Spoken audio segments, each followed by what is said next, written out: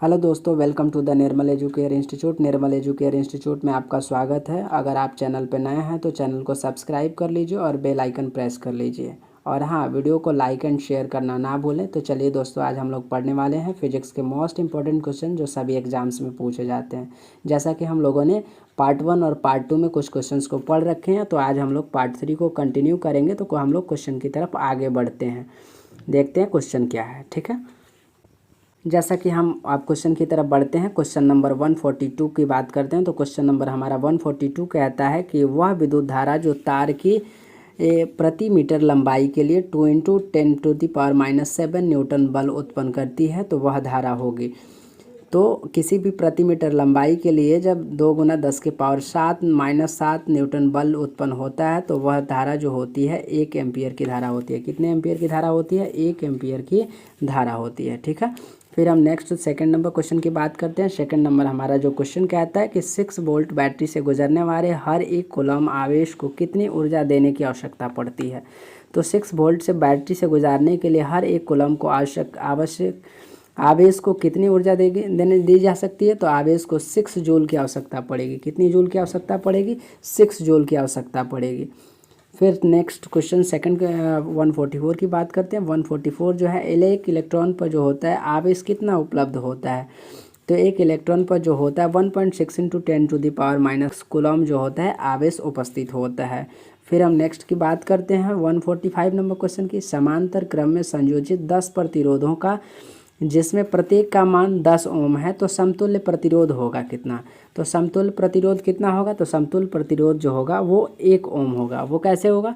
तो 1 ओम जो प्रतिरोध होगा, इसके समतुल्य प्रतिरोध निकालने का जो फॉर्मूला होता है 1/Rp इक्वल टू होता है 1/R1 is 1/R1 plus 1/R2 plus 1/R3 dot dot dot dot करके होते हैं। ठीक है, तो इसी फार्मूला से जो होता है हम लोग आर पैरेलल का समानांतर क्रम में जोड़े गए होते हैं, उस आर का मान निकालते हैं, प्रतिरोध का मान निकालते हैं। ठीक है, तो हम 146 क्वेश्चन की तरफ बढ़ते हैं। 146 हमारा क्वेश्चन क्या कह रहा है कि अगर बैटरी से केवल प्रतिरोधकों के एक ही समूह संयोजित हैं, तो स्रोत की ऊर्जा निरंतर पूर्ण रूप से किस ऊर्जा में परिवर्तित होगा। तो किस ऊर्जा में परिवर्तित होगा? तो हमारा जो होगा तापीय ऊर्जा में परिवर्तित होगा। किस ऊर्जा में परिवर्तित होगा? तापीय ऊर्जा में परिवर्तित होगा। फिर हम 147 की बात करते हैं। 147 जो क्वेश्चन कह रहा है कि धातुओं और मिश्र धातुओं की प्रतिरोधकता बहुत कम होती है, जिसका परिशत कितना होता है। तो जिसका परिशत कितना होता है? लगभग 10⁻⁻8 ओम 2 मीटर से लेकर के कितना तक होता है? 10⁻⁻6 ओम 2 मीटर तक होता है। तो हमारा ऑप्शन नंबर कौन सा हो जाएगा? हमारा ऑप्शन जो हो जाएगा ए राइट हो जाएगा। फिर हम 148 की बात करते हैं। 148 जो हमारा क्वेश्चन है, कह रहा है कि अर्धचालक का ताप बढ़ने पर उसका प्रतिरोध क्या होता है? उसका प्रतिरोध घटता है या बढ़ता है?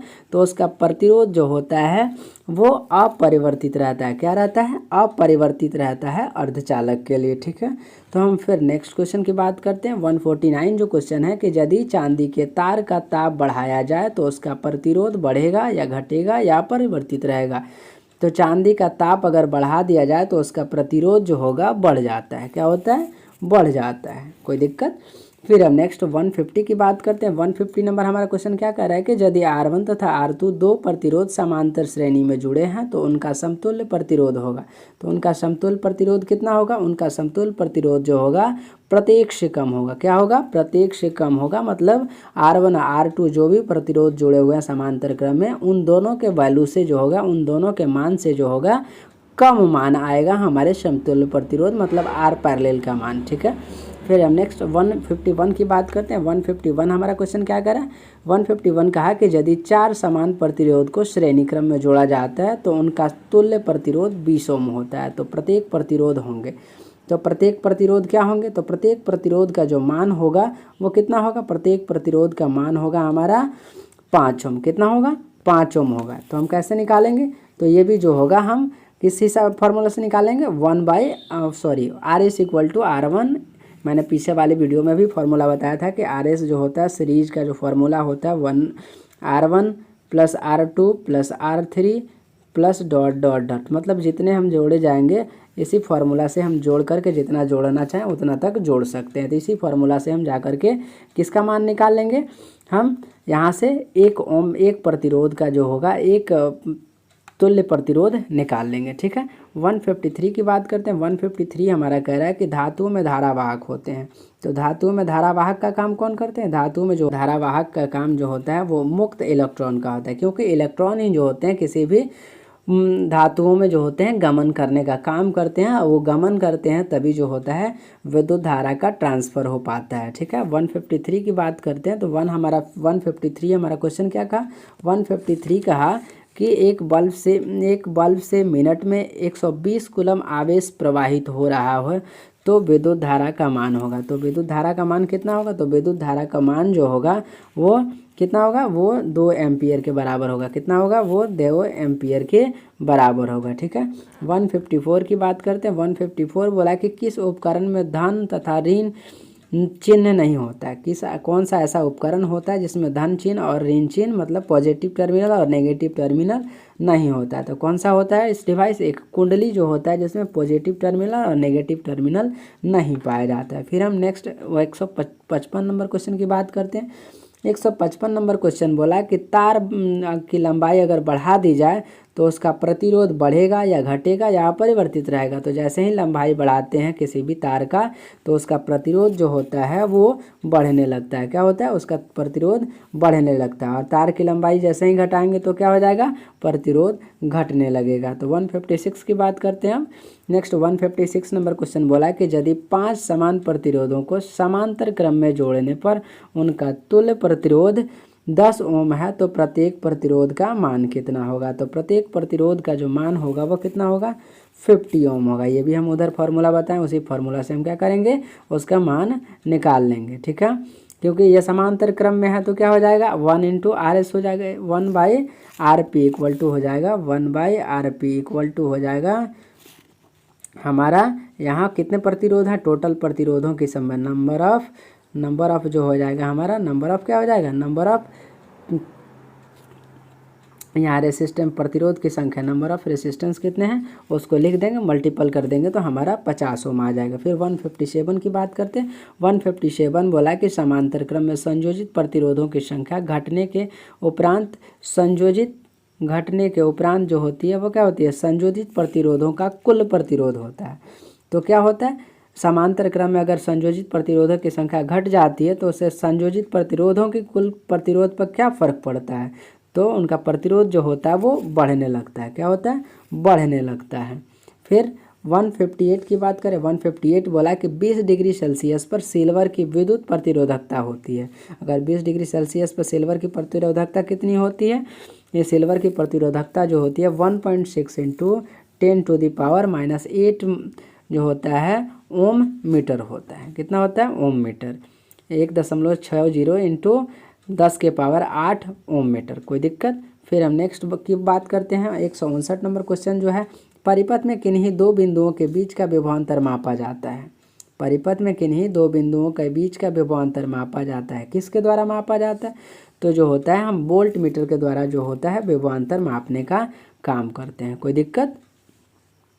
और धारा किसके द्वारा मापा जाता है, धारा जो होता है एम्पियर मीटर के द्वारा मापा जाता है। ठीक है, फिर हम धारा का असाई मात्रक क्या होता है, एम्पियर होता है। और मापा किससे जाता है, आमीटर से मापा जाता है। किससे मापा जाता है, आमीटर से मापा जाता है। कोई दिक्कत।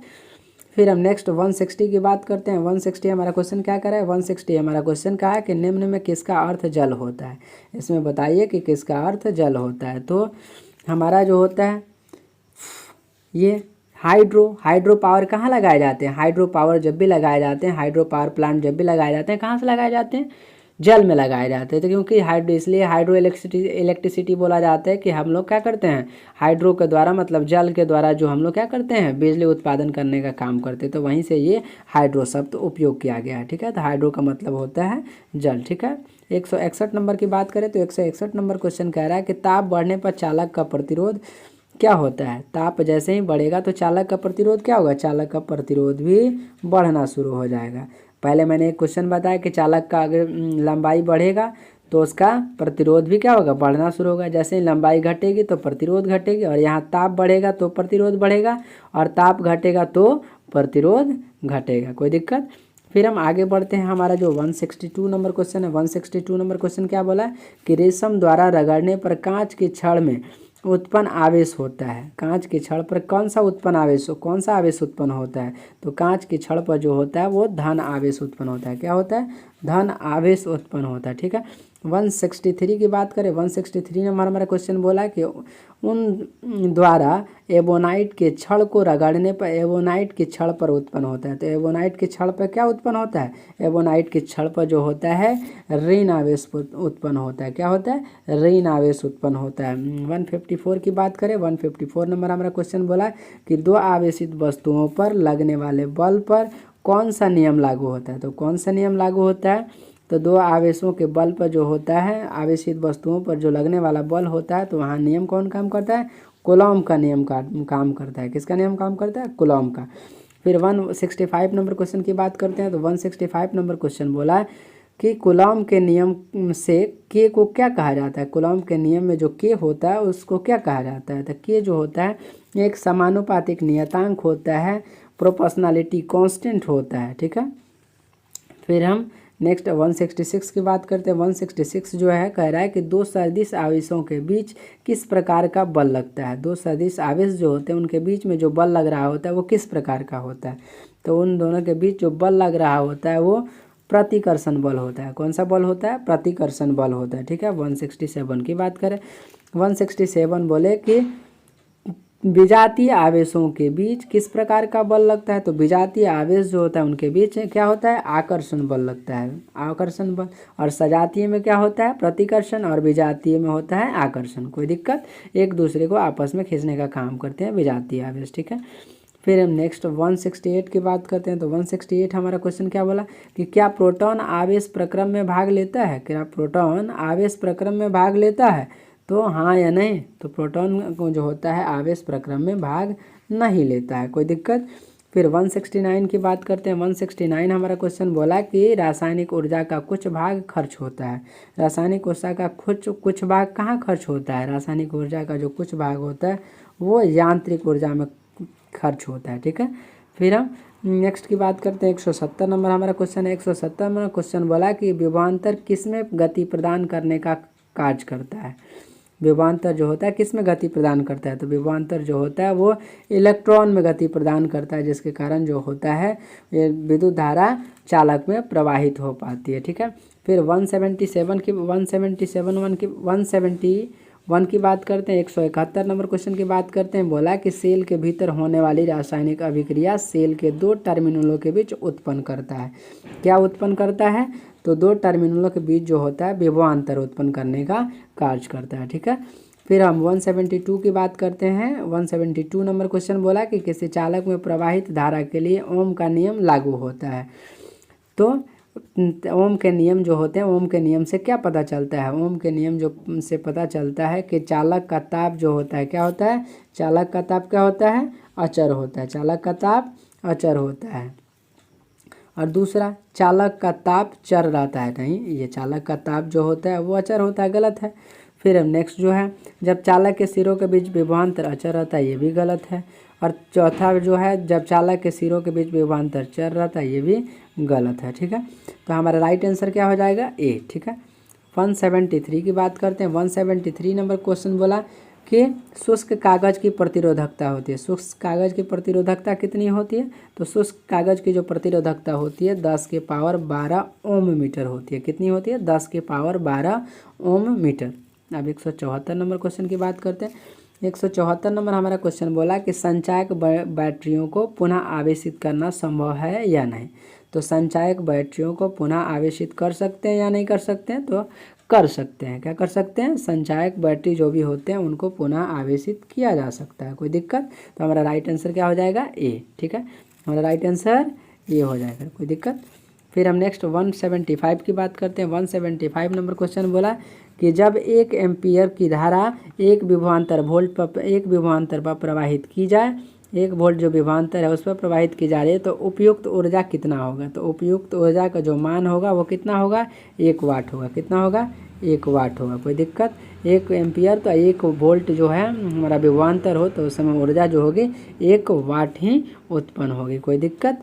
फिर 176 की बात करते हैं। 176 बोला 1 वाट जो होता है वो कितने जूल के बराबर होता है? तो 1 वाट जो होता है वो 3600 जूल के बराबर होता है। कितना जूल के बराबर होता है? 3600 जूल के बराबर होता है। हमारा राइट आंसर क्या हो जाएगा? ये। कोई दिक्कत? 177 की बात करते हैं। 177 बोला कि खनिज अम्लों का जलीय विलयन विद्युत चालक के माध्यम है, अतः इन्हें क्या कहा जाएगा?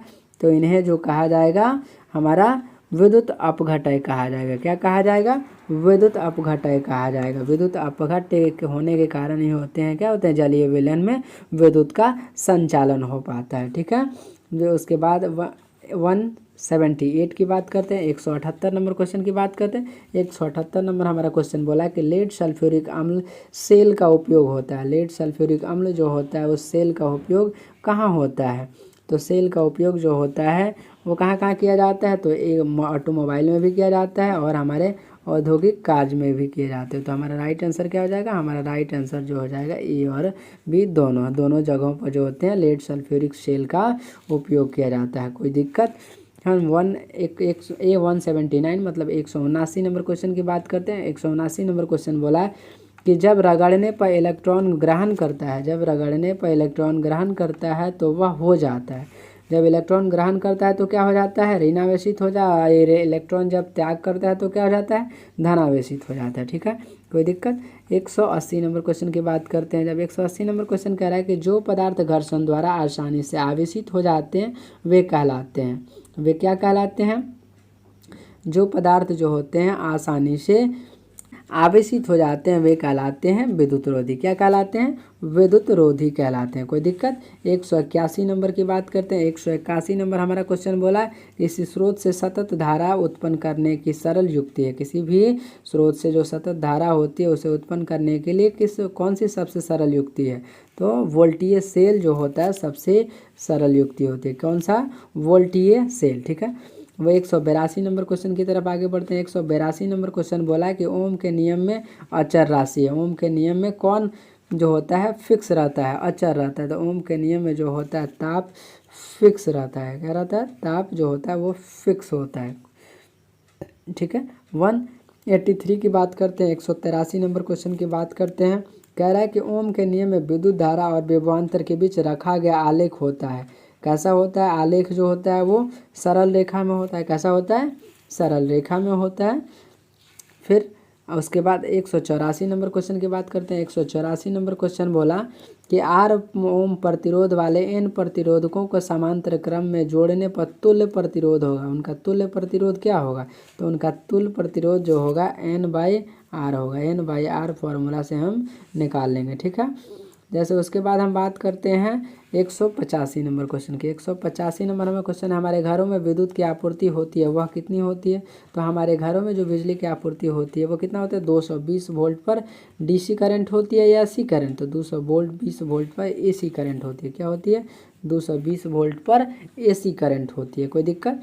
फिर हम 186 की बात करें। 186 नंबर क्वेश्चन की बात करें तो 186 नंबर क्वेश्चन कह रहा है कि आर प्रतिरोध के एक तार को 10 भागों में काट कर इन्हें पुनः समानांतर क्रम में जोड़ दिया जाता है तो इनका प्रतिरोध जो होगा वो कितना होगा? तो इनका प्रतिरोध जो होगा वो घट जाएगा, वो 1/RP से ही हम निकालेंगे। तो हमारा जो आंसर आएगा वो 0.01 R आएगा, 0.01। फिर आगे बढ़ते हैं 187 क्या है? 187 क्वेश्चन बोला कि एक आर प्रतिरोध के तार को n बराबर भागों में काटा जाता है फिर इन्हें समांतर क्रम में जोड़ा जाता है तो संयोजन का तुल्य प्रतिरोध होगा। तो संयोजन का तुल्य प्रतिरोध क्या होगा? संयोजन का तुल्य प्रतिरोध जो होगा R/N² होगा। कोई दिक्कत?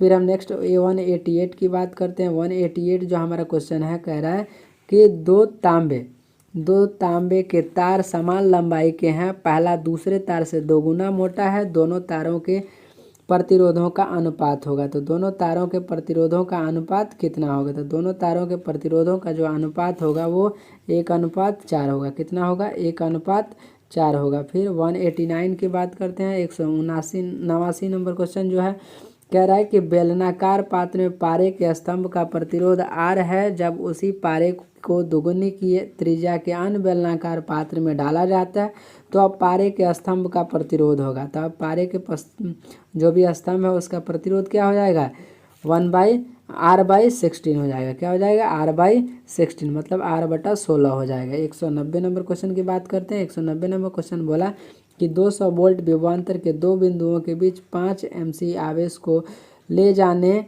में किया गया कार्य होगा। तो किया गया कार्य कितना होगा, तो किया गया जो कार्य होगा वो 1 जूल के बराबर होगा। कितने जूल के बराबर होगा, वो 1 जूल के बराबर होगा। कोई दिक्कत।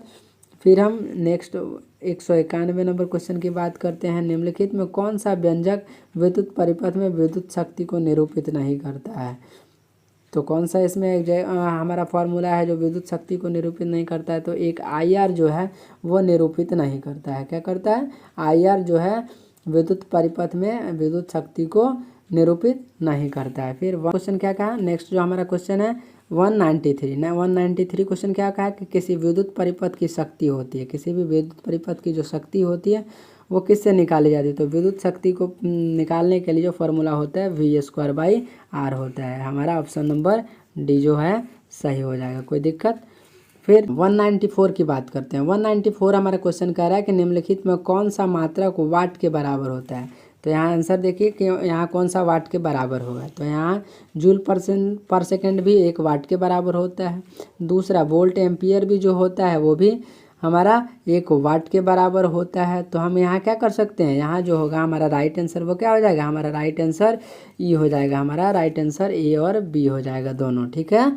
फिर हम 195 की बात करते हैं। 195 क्या बोला कि यदि किसी प्रतिरोधक में प्रवाहित होने वाली विद्युत धारा दोगुनी हो जाए तो उसमें उत्पन्न ऊष्मा होगी। 195 कहा कि किसी प्रतिरोधक में प्रवाहित हो रही विद्युत धारा की दोगुनी कर दी जाए तो उसमें ऊष्मा की मात्रा कितनी हो जाएगी, तो उसमें ऊष्मा की मात्रा जो होगी वो चौगुनी हो जाएगी। कितनी हो जाएगी, चौगुनी हो जाएगी। कोई दिक्कत।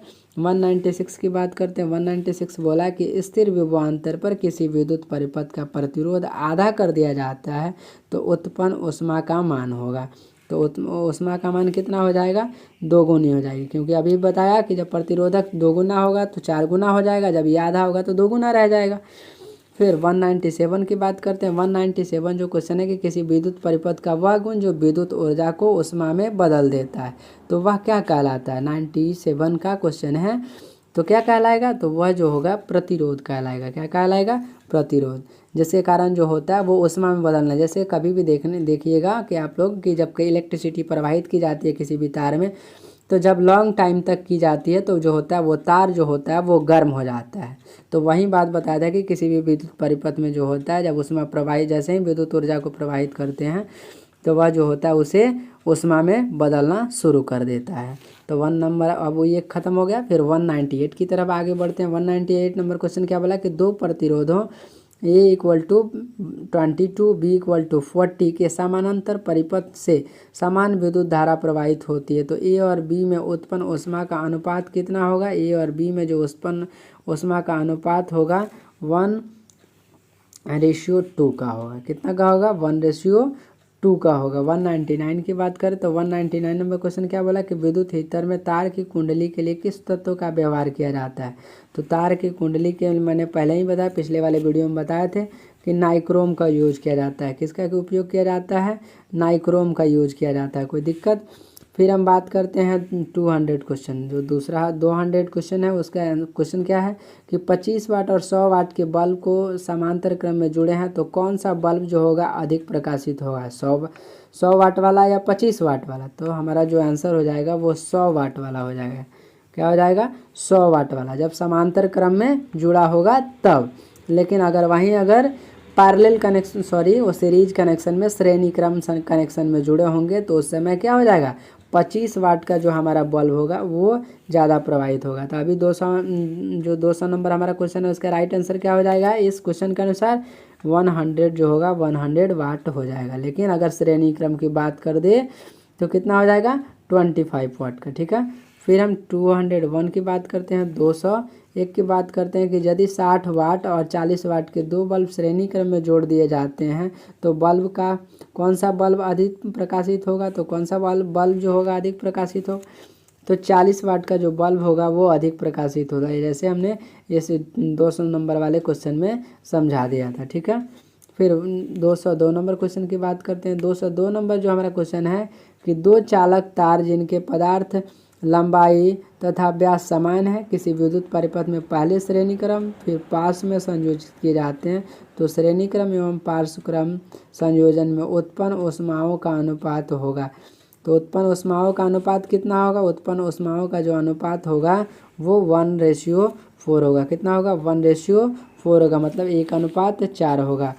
फिर नेक्स्ट 203 नंबर क्वेश्चन की बात करते हैं। तो 203 नंबर क्वेश्चन कहा कि विद्युत हीटर में विभवांतर को दोगुना करने पर प्रवाहित धारा के मान क्या होंगे। तो प्रवाहित जो भी विद्युत धारा प्रवाहित हो रहेगी उसकी मान जो होगी दोगुनी ही रहेगी। क्या रहेगी, दोगुनी ही रहेगी। अब 204 नंबर क्वेश्चन की बात करते हैं।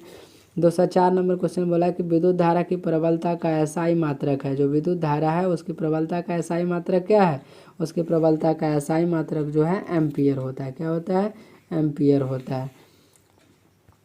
फिर 205 नंबर क्वेश्चन की बात करते हैं। जूल पर कूलम जो होता है वो किसके बराबर होता है। जूल पर कूलम जो होता है वो किसके बराबर होता है, वोल्ट के बराबर होता है। किसके बराबर होता है, वोल्ट के बराबर होता है। कोई दिक्कत।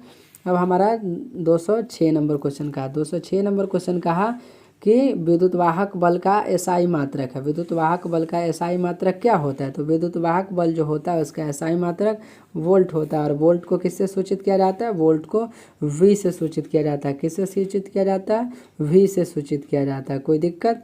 तो हमारा राइट आंसर जो हो जाएगा वो बी हो जाएगा। कोई दिक्कत। तो हम लोग अभी यहीं तक क्वेश्चन समाप्त होता है। फिर हम मिलते हैं नेक्स्ट वीडियो के साथ। तब तक के लिए आप वीडियो को लाइक एंड शेयर करते रहें और अपना प्यार देते रहें। धन्यवाद।